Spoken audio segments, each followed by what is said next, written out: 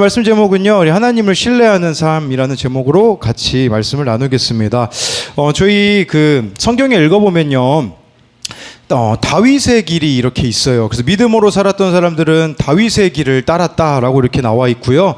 반대로 믿음의 길의 정반대는 이런 식으로 표현이 되더라고요. 므낫세의 길을 걸었다, 또는 아합의 길을 걸었다, 이런 표현이 쓰여 있더라고요. 여로보암의 길을 걸었다라고 하는데, 네, 여러분, 우리가 이 믿음의 길에 반대말이 있다면 저는 개인적으로 이렇게 생각을 하거든요. 우리 교회로 말하자면 신혁진의 길을 걸었다, 이렇게 표현을 할 수 있는데, 오랜만에 우리 혁진이가 왔거든요. 근데 딱 어제 오자마자 그랬대요. 저는 못 들었는데, 와, 마음이 편하다, 이렇게 이야기를 했다고 하더라고요. 교회 오자마자. 네, 그래서 참 우리가 하나님을 신뢰하는 삶이라는 것 자체가 하나님 안에서만 누리는 그런 평안의 삶이 아닐까라는 생각을 해봤습니다. 오래전에요, 로스앤젤레스에서 일어난 일인데요, 강력한 지진이 발생해서 부상자들에게 응급처치를 시작했는데요. 근데 신기한 건 뭐냐면 외상은 없는데 심장 발작으로 사망하는 사람이 그렇게 많았다고 합니다. 왜 그러냐면 죽을 정도로 겁을 먹어가지고 이 사람들이 아무 외상이 없는데 심장 발작으로 죽었다고 하더라고요.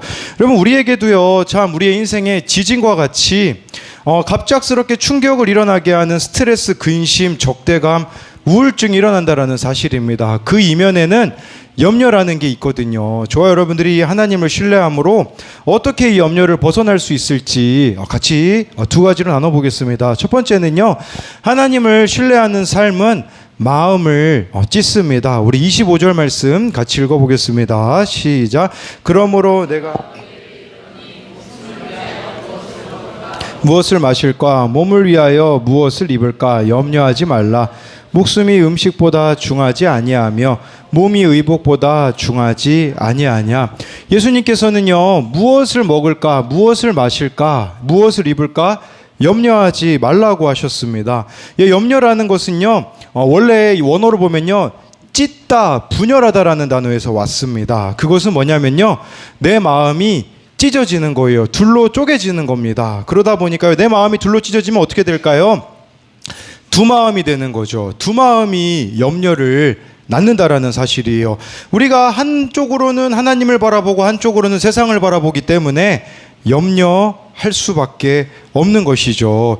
우리 인생에는요, 염려의 연속이라고 할 수가 있습니다. 제가 이제 군대 갔을 때 제일 이해가 안 되었던 말이, 선임들이요, 제가 일병이었을 때 이 군 생활이요, 20대의 유일한 휴가라고 저한테 얘기를 했거든요. 그래서 제정신이 좀 아닌가 보다, 이런 생각을 했었거든요.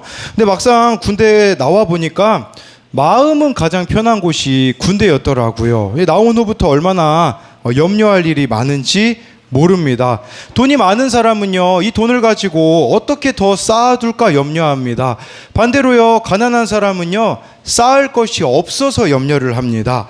둘 다 똑같이 재물이 우상이기에 염려를 하는 것이죠. 1% 걱정만 줄여도 인생이 바뀐다라는 책의 저자 조지 윌튼은요, 사람의 마음속에 끝없는 두 가지가 있다고 합니다. 그것은 바로 걱정과 욕심입니다. 걱정과 욕심은 억누를수록 달라붙기 때문에요, 적당한 선에서 타협하기가 힘들다고 볼 수 있습니다. 그러니까 욕심 가운데서 염려가 생긴다라고 할 수가 있습니다. 여러분, 우리가요, 하나님을 갈망하지 않잖아요. 반드시 다른 것을 갈망하게 되어 있어요. 다른 것으로 끊임없이 나를 채울 수밖에 없게 되어진다라는 거죠. 근데 하나님이 아니라면 만족할 수가 없는 거죠. 어제 우리 혁진이가 이제 딱 교회에 방문하자 저희 어머니하고 우리 문승래 지사님이 혁진이를 보고서는 못 알아봤습니다. 누구냐고 이제 이렇게 이야기를 하셨어요. 왜 그러냐면 혁진이가 제가 알기로는 한창 많이 몸무게 빠졌을 때는 40kg 후반까지 봤었거든요. 근데 20kg가 좀 쪄서 이렇게 왔다고 하더라고요. 그래서 혁진이한테 어떻게 해서 그렇게 살이 쪘냐고 물어보니까, 병원에 입원했는데 할 수 있는 게 없어서 먹는 것으로 풀다 보니까 일주일에 과자를 몇십만 원치 먹다 보니까 이렇게 20kg이 쪘다고 하더라고요. 여러분, 이처럼 하나님으로 채우지 않으면 우리는 끊임없이 다른 것으로 나를 채운다라는 것이겠죠. 한 통계에 의하면요, 걱정 중에 40%는요 절대 현실로 일어나는 일이 아니라고 합니다. 30%는 이미 일어난 일이고요. 22%는 사소한 고민이고 4%는 우리 힘으로 어쩔 수 없는 것이고요. 4%만이 우리가 바꿀 수 있는 거래요. 근데 우리는 이런 걸 걱정하는 거예요. 내가 할 수 있는 거는 4%밖에 없거든요.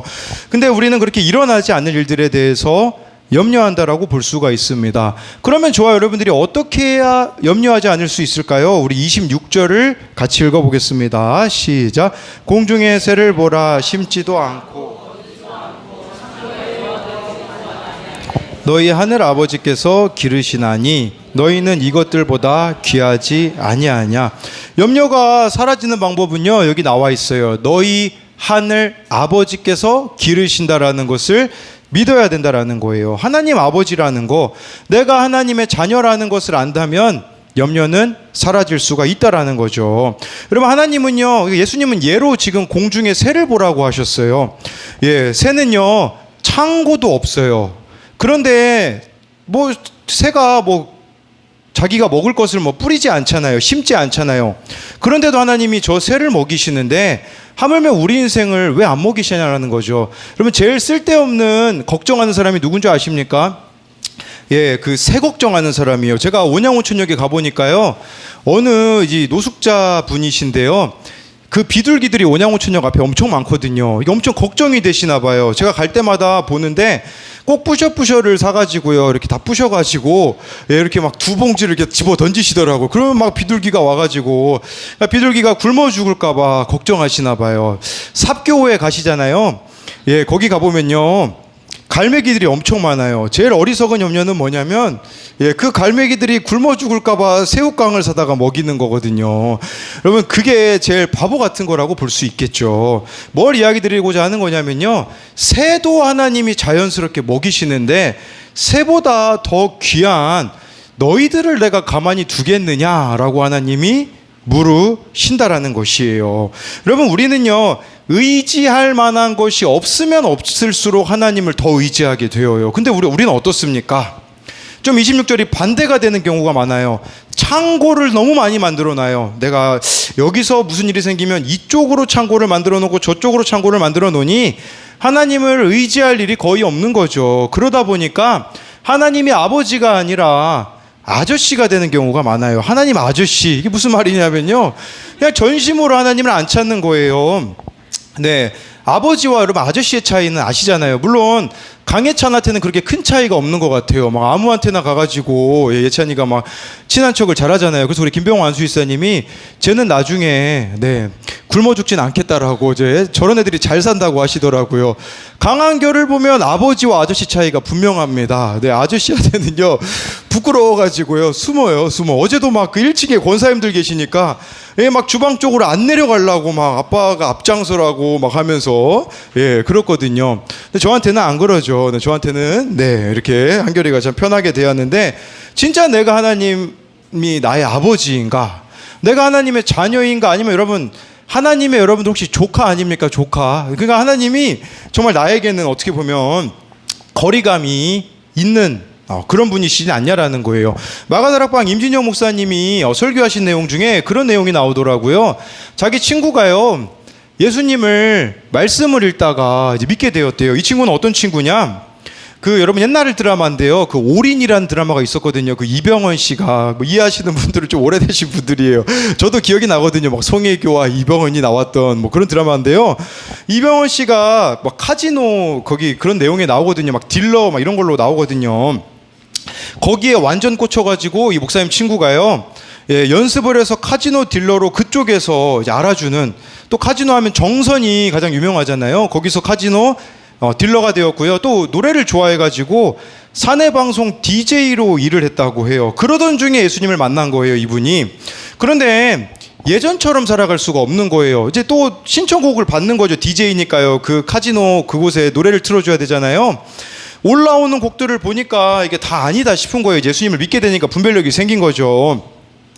그래서 카지노랜드에서요, DJ로 찬송가를 딱 틀었대요. 찬송가를 틀으니까 직원들이 막 방송실로 뛰어와가지고 이제 분위기가 험악해지잖아요. 아, 이러면 안 되겠다. CCM을 틀면 되지 않을까. 이제 영어 CCM을 딱 틀었대요. 근데 가사 중에 이제 또 할렐루야가 나오잖아요. 그러니까 또 누가 와가지고 이제 항의를 한 거예요. 아, 그래서 이것도 안 되겠다 싶어가지고요.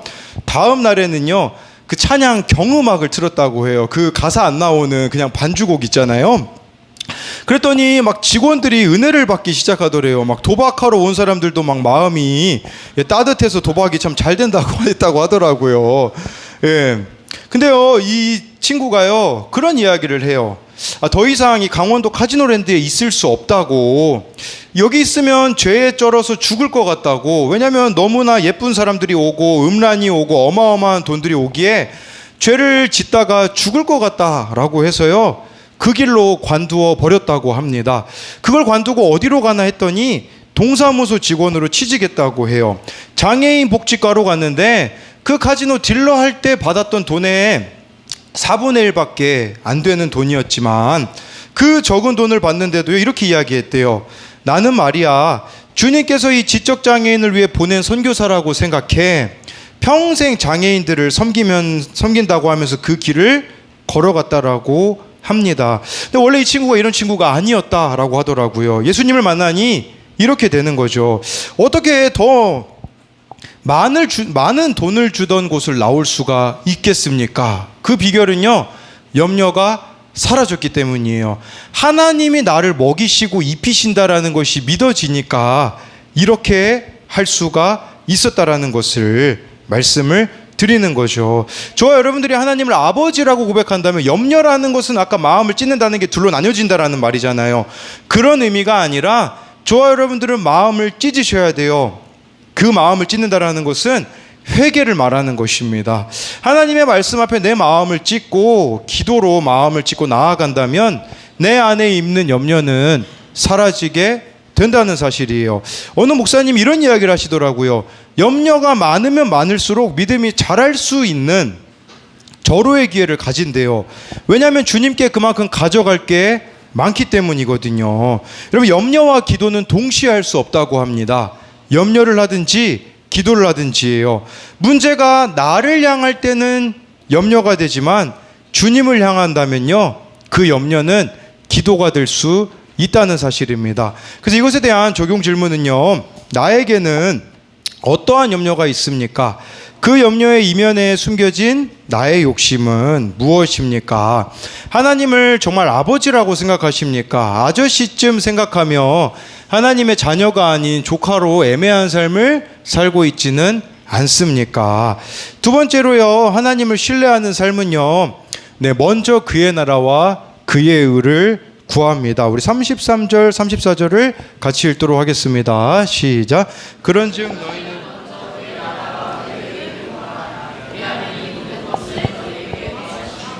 그러므로 내일 일을 위하여 염려하지 말라. 내일 일은 내일이 염려할 것이요 한날의 괴로움은 그날로 족하니라.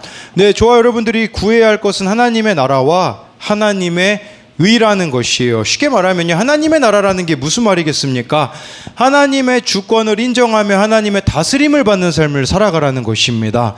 하나님의 의를 구한다라는 것은요, 의라는 건 관계를 뜻해요.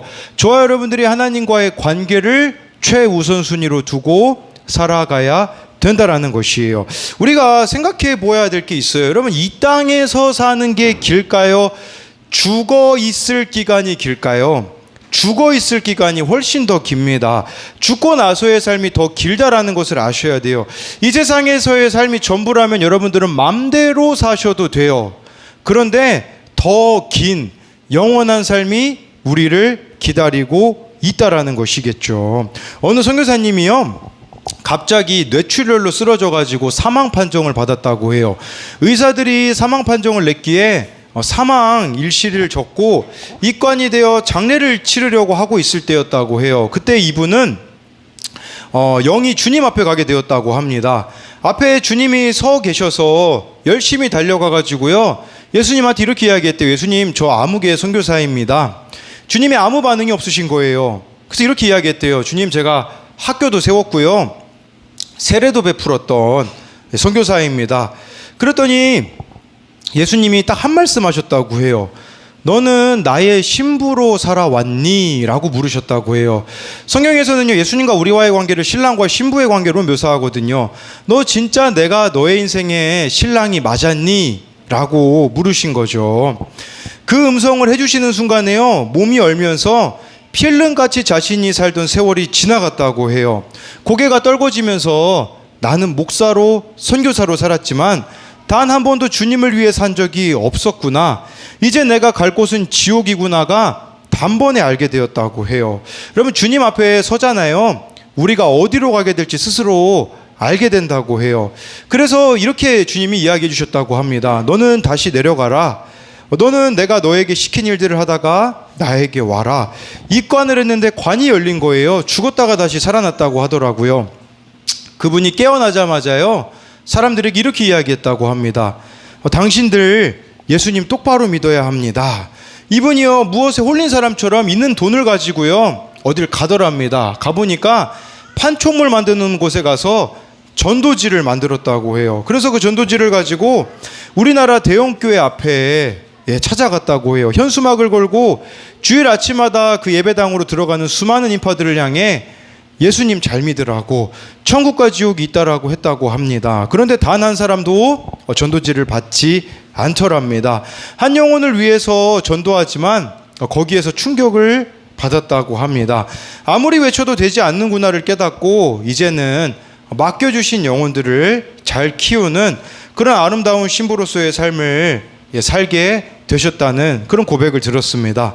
이런 무엇을 말하는 것입니까? 진짜 저와 여러분들이 천국과 지옥을 믿는다면, 진짜 예수님을 믿는다면요, 33절은요 명령이 아니에요. 너무나 당연한 마땅히 해야 되는 일이어야 되는데 우리는 그냥 특정한 사람에게 주신 명령이라고 생각을 하는 것이겠죠. 저와 여러분들이 진짜 예수님을 믿는다면 예수님의 정결한 신부로서 살아갈 수밖에 없으며, 그것은 먼저 그의 나라와 그의 의를 구하는 삶으로 나타날 수밖에 없다라는 것이에요. 이 33절을 가지고요, 그 박리부가 사모님이요, 기도에 대해서 이야기하시더라고요. 교회에 어려운 일이 많으니까 기도의 자리에 앉을 수밖에 없었다고 해요. 그때 주님이 눈을 열어주시기 시작하는데, 하나님 나라와 의를 구하면 모든 것을 더하시겠다라는 것은 하나님의 약속이라는 거예요. 이방인처럼 이것 달라 저것 달라 하지 말라는 것인데, 먼저 그의 나라와 그의 의를 구하라를 구하라고 했으니 우리는 어떻게 생각하냐면 하나님의 나라와 하나님의 의 조금 구하고 내 필요 구해야지. 여러분, 기도의 분량을 한번 보십시오. 하나님을 위하여서 우리가 진짜 구하는 것이 얼마나 되겠습니까? 대부분은 나를 위해서 그냥 구하는 것이죠. 그런데요, 실제로 하나님 나라와 의를 구하는 기도를 하면요, 그 안에 내 기도가 녹아지는 것을 경험한대요. 그러면서 이 사모님이 일화를 한 가지 이야기하시더라고요. 매일 한 나라씩 이름을 부르면서 기도하시는데, 며칠 전에는 지브롤터를 위해서, 쿡 제도를 위해서, 어떤 때는 토켈라우라는 나라를 위해서 기도했다고 해요. 토켈라우라는 나라는요, 남태평양 사모아 옆에 있는 섬이라고 해요. 기도 정보도 딱 한 줄밖에 안 나왔대요. 인구도 2,000명 정도밖에 안 되는데, 이 나라를 위해서, 이 한 줄밖에 기도 제목이 안 되는 나라를 위해서 무엇을 기도하지 고민되었다고 합니다.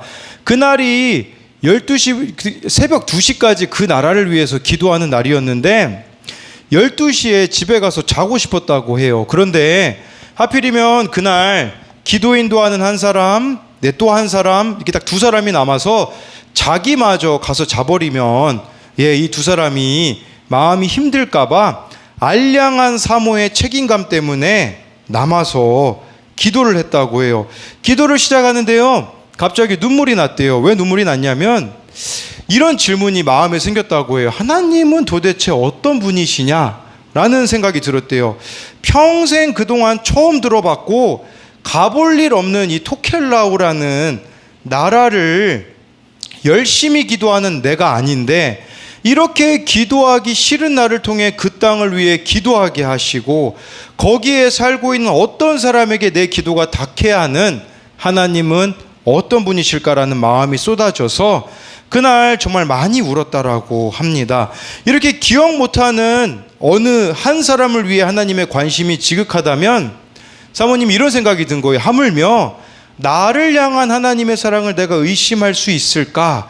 그러다 보니 내가 나를 위해 구할 것이 아무것도 없어졌다고 해요. 하나님 나라와 의를 구하면 모든 것을 더하신다라는 것은 조건이 아니라 이렇게 깨달아졌대요. 하나님 이렇게 말씀하시는 것처럼 깨달아졌다고 합니다. 진짜 너 하나님의 나라와 의를 구해보지 않을래? 그러면 너는 나의 마음을 알게 될 거야. 내 마음을 구하면 너의 시선이 달라지게 될 거고, 너의 시선이 달라지게 된다면 기도가 달라진단다.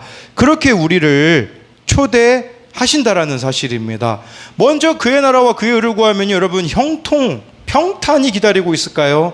아닙니다. 우리 34절을 한 번 더 같이 읽어보겠습니다. 시작. 그러므로 내일 일을 위하여 염려하지 말라.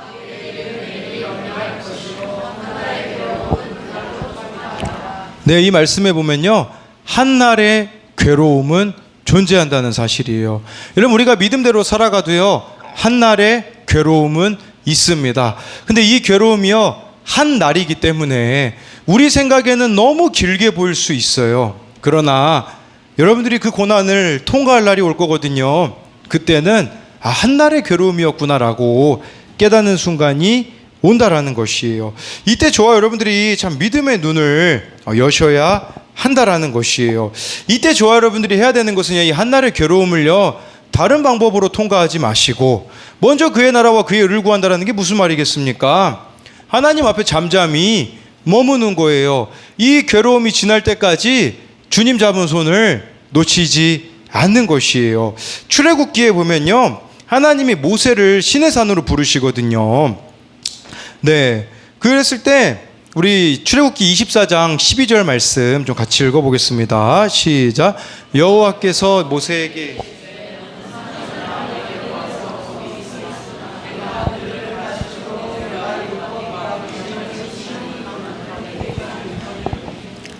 네, 이 말씀 보면요, 어떻게 되어 있냐면요, 하나님께서요, 모세만 산 꼭대기로 올라가라고, 시내산 꼭대기로 올라오라고 말씀하세요.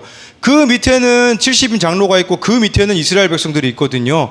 모세 보고요, 너 산 꼭대기 와서 내 옆에 앉아 있어, 이렇게 하나님이 말씀하신 거예요. 그럼 40일 동안요, 그 십계명 하나님이 쓰신 거는 하나님이 직접 쓰셨거든요. 모세는요 40일 동안 한 게 없어요. 그냥 하나님 앞에 앉아 있었습니다. 그동안 이스라엘 백성들이 어떤 짓을 저지릅니까? 금송아지 만들잖아요.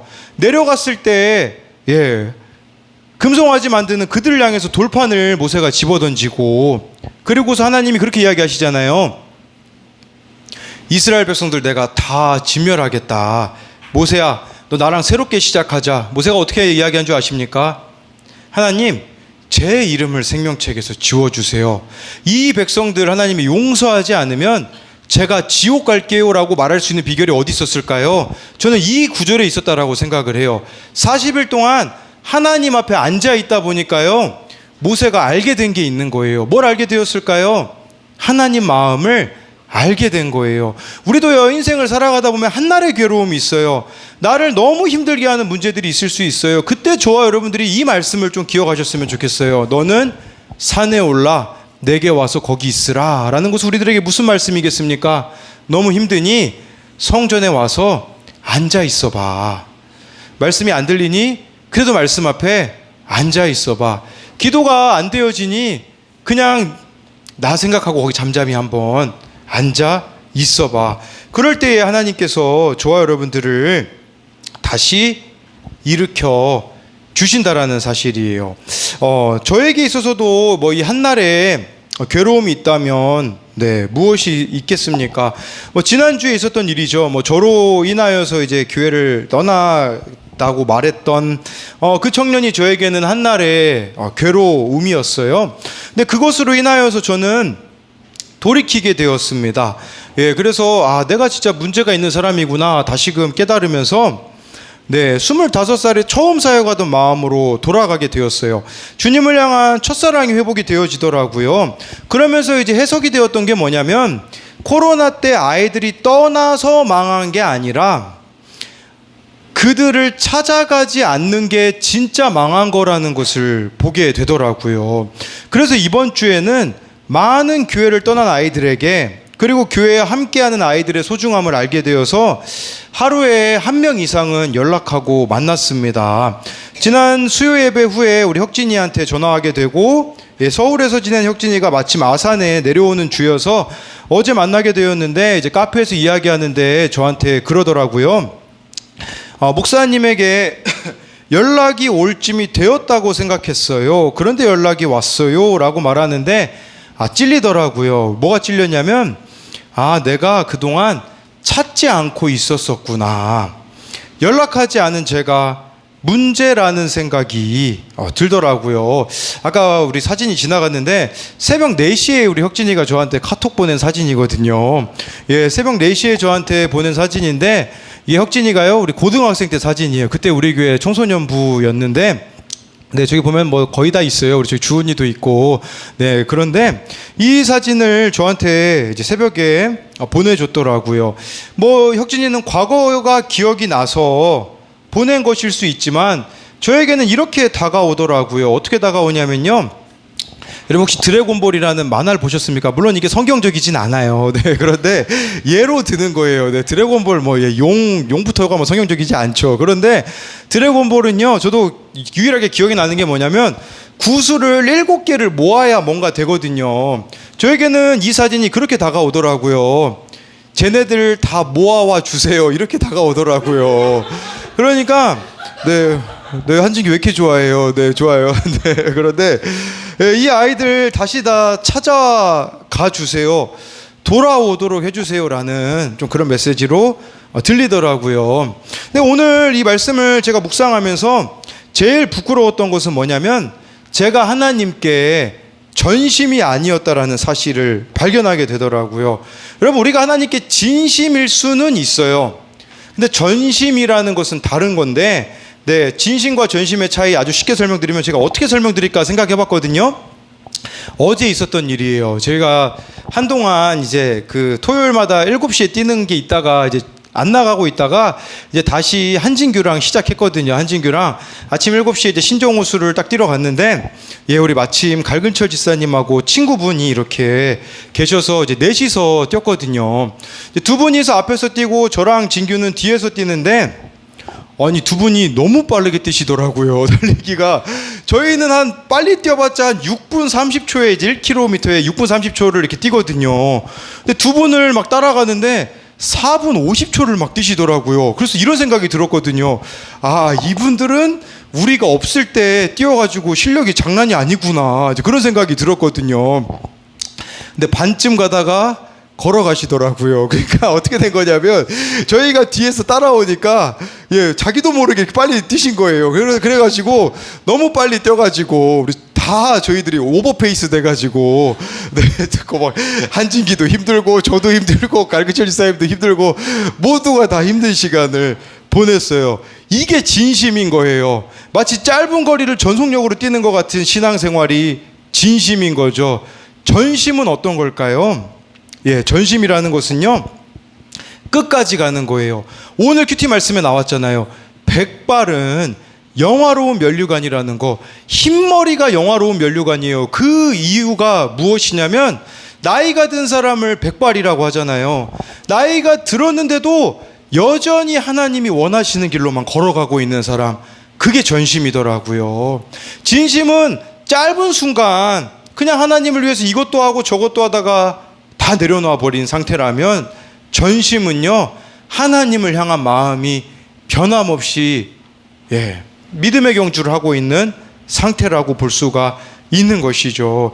저는 하나님께 전심이 아니라 하나님으로 인하여서 손해보고 싶어하지 않더라고요. 그래서 어제도 전도의 자리에 나간다고 하면서 가지 않았거든요. 그러면서 핑계대는 제 모습이 정말 회개가 되더라고요. 그렇기에 정말 좋아요, 여러분들이요, 하나님께 대해서는 전심이 되어서, 영혼 구원에 전심이 되어서 이제는 또 토요일마다 나가야 될 것 같아요. 그래서 뭐 가실 수 있는 분은 뭐 오후에 같이 나가서 버스킹 찬양하면서 전도하려고 하는데, 그렇게 전도하려고 마음 먹으니까 오늘 유튜브에 제일 먼저 화면을 띄워주시더라고요. 하나님이 무슨 화면을 띄워주시냐면, 어떤 목사님하고 사모님이 공원에서 버스킹하는 찬양하는 영상이 떠가지고 이제 전도할 때가 왔구나 해서 이제 저희가 다시 전도의 자리로 나아가려고 하거든요. 정말 좋아요, 여러분들이 전심이셨으면 좋겠습니다. 하나님을 향하여서 정말 이렇게 전심이 되어서 영혼 구원의 전심이 되어서 생명을 살리는 좋아요, 여러분들이 되기를 소망합니다. 네, 마지막 적용 질문은요. 이 세상에서 영원히 살 것처럼 살고 있습니까? 아니면 천국을 준비하는 삶을 살고 있습니까? 하나님께 대하여 진심입니까? 전심입니까?